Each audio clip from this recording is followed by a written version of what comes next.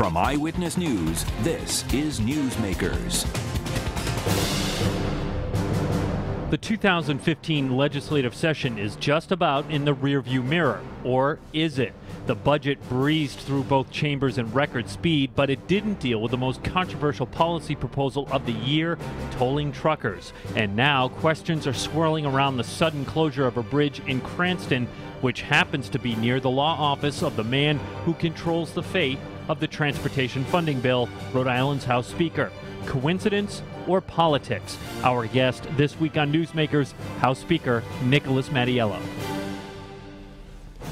Welcome to Newsmakers. I'm Tim White. Joining me on the panel is WPRI.com reporter Ted Nesi. Mr. Speaker, welcome back to the program. It's really good to have you. Always a pleasure to be here, Tim. Thank you. We have a lot to talk about, but let's start with the hottest item, and that is the Park Avenue Bridge closure. We taped this program on a Thursday. The bridge was shut down this week, just as the transportation funding bill was passing the Senate and making its way into your chamber. When you learned of the bridge closure, what was your first thought? Coincidence or politics? Well, I didn't necessarily concentrate on that particular issue. The governor called us in indicating she had a serious matter to discuss. Myself, the Senate President, the Colonel of the State Police, and the Director of the DOT were there. They indicated that they had a structural problem with the bridge, so of course I was concerned about the structural problem with the bridge and the safety of folks that have to cross the bridge. What frustrated me and what continues to frustrate me is 9 months ago they had an inspection report that indicated the bridge needs a lot of attention. It's deficient and needs a lot of attention. It didn't need to be shut down at that time, but it did need a lot of attention. They didn't put any weight limits on the bridge. They didn't restrict any type of access to the bridge from heavier trucks. They didn't do anything. They didn't make any repairs to the bridge. The next action they took was 9 months later to learn that it was structurally more deficient. Surprise, surprise. When you have a report that says we have to give this bridge a lot of attention, or well, I didn't say or, you have to give this bridge a lot of attention. It's in deficient condition. My suspicion is if you don't give it the attention that the report calls for, you're ultimately going to have to shut the bridge down. So it's no surprise to me that the bridge ultimately had to be shut down. What surprises me is that DOT failed in its mission. As a result, the bridge is shut down, businesses are suffering, residents are inconvenienced. So I call for an investigation. What went wrong? Why did they fail to give the bridge the attention that it deserved? You can't run a state like this. But everybody's wondering what you're thinking about this from the scandal perspective. Is there any part of you that thinks this was trying to motivate you to drive that legislation forward? Well, timing is coincidental, and it is the only bridge in the state that's been shut down, so I leave people to their speculation. I do accept the proposition that it is a structurally deficient bridge. Is it at the point that it had to be shut down on that particular day? I don't know. I'm going to accept the director's opinion that that was appropriate, but I don't believe in coincidences, and it was very coincidental. I will say the bridge needs work, is in a deficient status, deserved attention 9 months ago, probably before that. But once you get that investigative report, that inspection report, you have an obligation to act, or it is ultimately going to be shut down. Whether this week was the perfect time to shut it down, or 3 months from now, or 3 years from now, if you don't give the bridge any attention, ultimately you're going to have to shut it down. DOT failed. We can't run the DOT like that. We can't run the state like that. Now, the governor indicates we change the director. I think that's great. I think that's appropriate under the circumstances. But the director doesn't review all of these reports. There's a system failure in the DOT, and I'm a little disappointed that they're not taking more aggressive action on figuring out what went wrong. Let's make sure this doesn't happen again to any other community and that our bridges are safe. There's enough money there to keep bridges safe, by the way. That was my next question to you, because, I mean, it seems like it shouldn't be a huge surprise that they have to close some bridges, because we've been hearing for years there's not enough money in the RIDOT budget to keep all the bridges repaired and open. That's why you're debating tolling in the first place. So isn't the point that they have to triage, that some bridges are going to fall by the wayside? Well, we don't have enough money to do something as grand as the governor is proposing. However, I've been assured we have plenty of money to do regular maintenance. We just created an infrastructure fund. The DOT never came to us and said, by the way, we have these 3 bridges that are about to fail. We need more money appropriated. Speaker, we need X number of dollars or this bridge will ultimately be shut down. They've taken no action. They've made no requests. You just can't sit there and say our budget's tight, so we're going to let bridges fail. No business would operate like that, and if they did, they'd be out of business. The DOT cannot operate like that, and if it does, it should be out of business. It should be restructured, and it should be designed in such a way that it serves the interest of the people. The interest of the people is not to let bridges be neglected to the point that they have to be shut down. This is outrageous. The lack of attention that this bridge got to the point where it became uncrossable and deficient to the point that it had to be shut down is absolutely unacceptable. But didn't they come to you and say they need more money? I mean, you were at that press conference. I was there. They were floating a $700 or $900 million bond, and they highlighted how bad the bridges are across the state. We're the worst in the country. Isn't that what they were saying to you? They were saying we have an infrastructure problem. I accept we have an infrastructure problem. That money's not going to be available for a couple of years. If we passed that bill a month ago, the money wouldn't be ready for a couple of years. The DOT's had the responsibility of maintaining our bridges for decades and decades. We are at this point because there's failures in the DOT. They do have the resources available to fix this type of bridge. I've been assured of that the other night because we had a discussion about scooping some money and taking money out of the infrastructure fund for the tax credits. I was assured there's plenty of money to do that type of thing. So if you can do that, there's plenty of money to make regular repairs and regular maintenance to bridges, at least enough to keep it open. And if you need more, go to the Speaker, go to the Senate President, go to the Governor and say, we need more resources, or X, Y, and Z bridges are going to be shut down. They never did that. All right, let's... And in fact, Tim, they took no action, absolutely no action between September and today. 9 months, no action whatsoever, and the bridge is shut down. Residents are inconvenienced. I know the residents of Cranston are outraged. I can't go into a store, I can't walk down a street where someone brings that bridge to my attention and is very upset that the bridge is shut down. Our guest this week is House Speaker Nicholas Mattiello. Again, we're taping on a Thursday. Are you planning on addressing the toll bill this session? Not this week. We will look at the issue at some point, presumably in the near future. I've got a lot of issues pending, and that's a very significant issue. It's $1 billion would it be borrowing for the state of Rhode Island, and we're going to do so thoughtfully, methodically, and we're going to listen to all the interested parties. Almost every day a trucking company comes to me and gives me a particular hardship that it would impose upon them. I'm concerned that the sum total of those individual hardships is going to be a drag on our economy, and until I'm convinced that that's not going to happen, I'm not going forward. So is it looking like a fall session to you? You've talked about that. Is that crystallizing at this point? Well, at this point, it's not going to be this week. So absent a fall session, we will have no infrastructure bill. So let's hope we have a fall session. So just some people, I was talking to somebody yesterday, and they said, well, on the one hand, the Speaker sounds like he supports the need for a big infrastructure bill, something big. On the other hand, you're not moving the bill because you're concerned about things. So do you definitely want to act on infrastructure this calendar year in some form or fashion? Yes, I would like to act on infrastructure. What exactly we act upon, I'm not sure yet. Is it that exact bill? Is it something scaled back with a different approach? I'll discuss it with the Governor and the Senate President, and we'll come up with something that serves the economy. I applaud the Governor for this particular initiative. I think it's thoughtful. I think it does address our infrastructure needs in a grand way.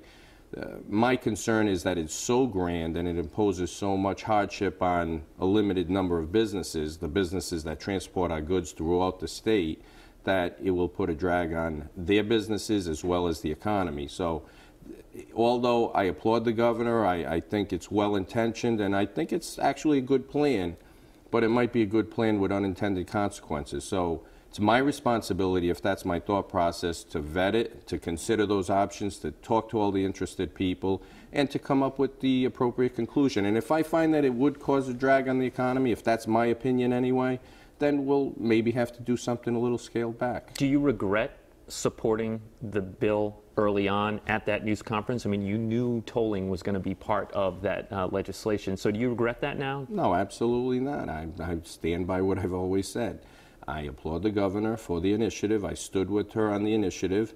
At that point, you referred to a bill. There was no bill before us. It was a plan to create a tolling process in order to serve our infrastructure needs. It's a need that has to be addressed. I agree with the governor. So we stood there in principle with her without having a particular bill in front of us. But at that news conference, Tim, to be fair to me, I said we'll take the proposal and we'll vet it in the Finance Committee and we'll listen to all the interested parties and we'll make sure that the local businesses are not hurt and we'll address their interest. I said that on that initial day. We went through the process that I outlined, and I have concerns. My committee has concerns. The Senate, I was at the Senate committee vote on this bill this week, and the Senate leaders said we have made changes to address the kind of concerns the Speaker talks about. There's now $13.5 million added to the bill to give back to the truckers, the local truckers who are going to be affected by this. They say that should help with the problem you're talking about. Is that not enough? It doesn't sound like it's enough in your view. Well, it does help. So I applaud everybody for addressing, the problem. However, first of all, you're picking winners and losers. If you're in Quonset or the airport, you get a special grant. I know a lot of businesses that aren't going to get that special grant. So are we protecting just the big businesses at the expense of everybody else, the medium to smaller size businesses? You have to look across the board. The attempts are there to address the problems. And when you look at special grants, there's a problem, they're trying to address it. And you thank and applaud them for that. I think that's good work, and I agree. I agree with what they're trying to do.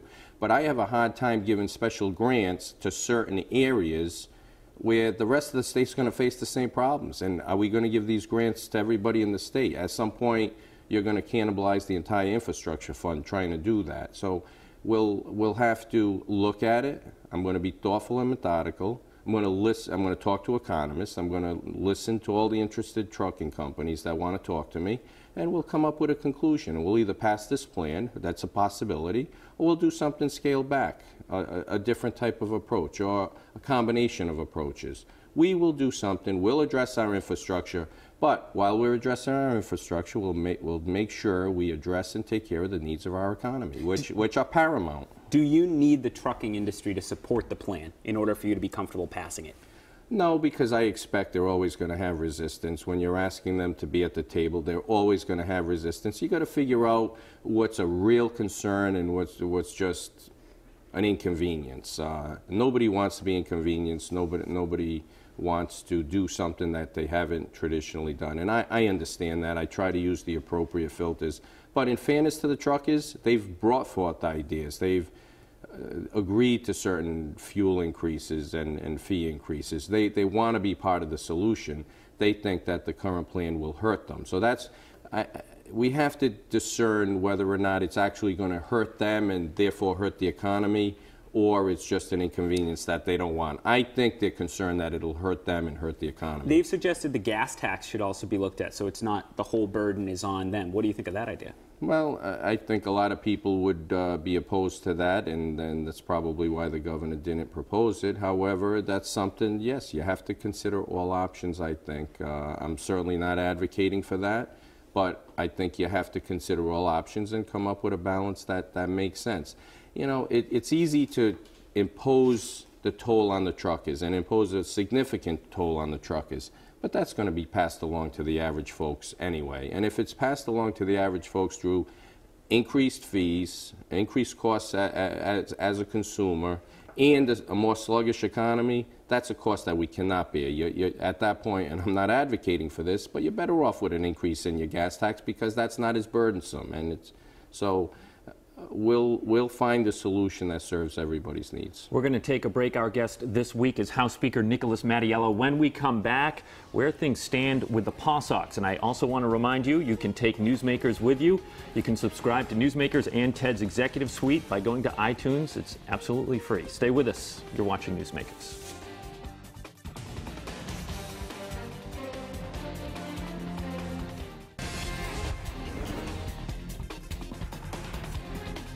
Welcome back to Newsmakers. I'm Tim White. To my right is WPRI.com reporter Ted Nesi, and our guest this week is House Speaker Nicholas Mattiello. Mr. Speaker, where do things stand with the Paw Sox? They stand where I've always said. We're in negotiations. The governor, myself, the Senate President, through different individuals. We've been negotiating with Larry Lucchino. We've been busy at end of session, so there are discussions going on. There are logistic problems that have been being worked on, and we're working on a proposal. We don't have a hard proposal yet, but we have certain terms that are in the process of being negotiated. When we come up with a proposal, and there's no rush, we will air it out with the public and get the public's input and feedback, and hopefully the public likes the proposal and I believe ultimately wants the Paw Sox to stay in the state of Rhode Island. I've been working on the initiative because I believe first the public would like the Paw Sox to stay in Pawtucket. So if you said you want them to move to Providence, they're going to say no because they want them to stay exactly where they are in Pawtucket. And I understand that. And if that was an option, I'd probably advocate for that. But I don't believe it's an option. So the question becomes, do we want to explore the possibility of moving to Providence or having them leave the state and go somewhere else? And I'd like to explore the possibility of them moving to Providence because I think that's what the public wants. It's part of our civic fiber, and we've always had the Paw Sox that we know of, that we can remember.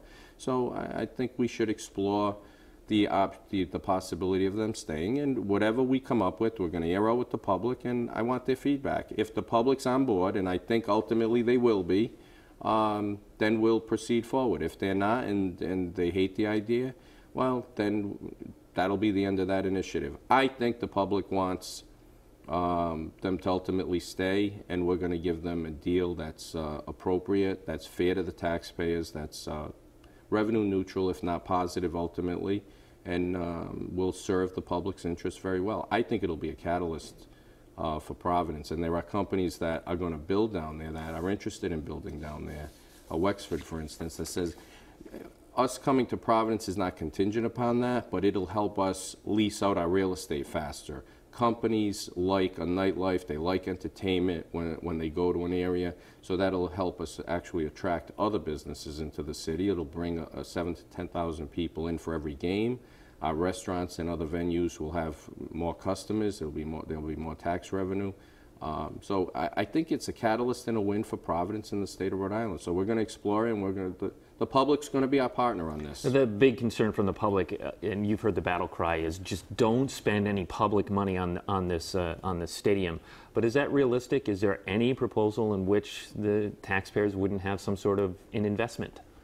Well, the taxpayers are always going to have an investment in a project this big. They do all across the country. I'm going to suggest this will be the best deal in the country, and it will be the best AAA park in the country. So you have to look at it even from a marketing standpoint. You can have a park right on the water. Home runs will go into the water. People will be talking about this park all across the country. It's free marketing. So I think that the public will like it, and I think it's an investment that they'll be pleased with. I think it'll be revenue neutral because one of the things that we'll ultimately have to take into account, it's going to generate more direct cash revenue. I'm not talking about multipliers, but you could take, in my opinion, the tax revenue that it generates and make that part of the equation. So if we can get it to a point where it's revenue neutral and actually positive for the taxpayers through a fair and accurate analysis, then I think that's something that the public's going to be very interested in. The public always invests. I mean, we've got the regattas in Newport that the public loves, and it is a great thing to go out and see, and it stimulates our economy, and it gives us great recreation opportunities. That's public financed. I mean, the public invests in things that make our society better. We do it all of the time. Relatively speaking, this would be a minimal investment at best, but I think it's going to end up being revenue neutral or positive. And when you take into account the catalyst effects that it has on the local economy and the state's economy, I think it's a winner all day long. Do you want to include that in if you call a September session to deal with the tolls? If we're ready, I don't know if we're going to be ready with the toll issue or the Paw Sox issue. We may not have a September issue. If we're ready, though, then absolutely we'll do as much business as we could possibly get done. But in order for that to happen, we have to be able to air it out. The public has to understand it, and I've got to, we all have to have the feeling that the public likes the idea. President of the Providence Firefighters Union, Paul Dowdy, gave a pretty tough quote to our friend Ian Donis of Rhode Island PR when the House pulled support for a bill to mandate firefighter overtime. Dowdy said, quote, "It's a betrayal by the House, and it sends a message to everyone that when people in the House give you their word, it's meaningless." That's you. What's your response to that? Well, I'm not going to respond directly to that. I think it's probably an unfortunate quote. What I will tell you is most people have the contrary view. Most people will say that when they shake my hand, they feel very comfortable with that, and that's the end of the discussion. It was a controversial issue, and I understand the frustration because the firefighters have a very legitimate issue because of changes with the interpretation of the Supreme Court in a limited case. So I'm not sure it's statewide law, but in a limited North Kingston case, it was determined that municipalities can change work schedules unilaterally. And what some of them did, what North Kingston originally did, is they went to 24-hour shifts. So you're a parent, you could be a single parent with a child, all of a sudden you're working consecutive 24-hour shifts. I don't blame them for being frustrated with that. So what the bill did say is if you're forced unilaterally to work these hard shifts, any hours over 40 hours would in fact be overtime. Seemed reasonable to me, but of course there's a cost to it. Any municipality, any business will do much better if they don't have to pay for overtime hours worked. And that's essentially how the municipalities got the benefit from that. If municipalities didn't go unilaterally to a new structure, it would not have affected them. So it was kind of designed to give everybody a little pause and to negotiate the changes in shifts and to get everybody on board. So, but there was an outcry from the public. The public deemed it as too expensive. So we represent the public, and ultimately it's our job to educate the public, inform the public, and to get them on board with us, but they weren't at that time. So I was not comfortable going forward with everybody expecting and believing that it would simply increase cost. When I didn't believe that was the case, but that was the public's perception. So it was appropriate to take a pause on that. The Firefighters Union gave you crucial support during the fight for House Speaker last year. How much damage has this done to your relationship with them? Our relationship is just fine. I mean, I appreciate everyone's support, crucial support. I'm not necessarily sure that's necessarily we'll agree accurate. to disagree. But I do appreciate everybody's support, and we're able to do a lot of the things that we're able to do through support, through strong, being able to have a strong leadership team behind me and having strong support on the House floor. We work as a unit right now. Everybody's on board. Everybody's moving for jobs in the economy. And we're able to do grand things because we're unified, because we have a lot of support. So to the extent that the Firefighters Union have supported me and do support me, I think that's great. And I appreciate everyone's support. The stronger my leadership team is, the grander things we can do for the citizens of the state of Rhode Island. We're speaking with House Speaker Nicholas Mattiello. Mr. Speaker, you have signaled little interest in addressing some bills that would strengthen gun control issues. One bill would prohibit people with concealed weapons permits to take a gun onto school property. Why does that give you pause? Well, I've asked the question, has this ever been a problem anywhere in the country? And nobody... Are we waiting for it to be a problem? Well, you're not waiting for it to be a problem, but you don't necessarily legislate every possibility that's out there. Persons that have legal right to carry firearms are not a problem. You're almost assuming with your question that it's a concern or a problem. I don't personally believe that well, I'm individual... not assuming with the question. It's a bill. But I'm not assuming that person is a problem. I mean, if I was on school grounds, let me put it this way. If I was on school grounds and there was a bad guy on school grounds with a gun, and I knew that you or anyone else legally had a gun, I want to be with you. So I'm not sure that the person that legally possesses a firearm, that's trained to use it, that qualifies to use it, I'm not sure that person's the problem. So we'll look at it, we'll look at all issues, but nobody's been able to give me the reason for why we'd have to consider it. And quite frankly, we've been so busy lately on serious issues that have a lot of immediate consequential impact, that it's just not something that I've concentrated on. The issue of charter schools has been a huge debate in the last final weeks of this session. A key issue, as I've been listening to all the debate, is that cities and towns say when a student moves from the regular school to the charter school, the district keeps costs that don't go with the student, fixed costs.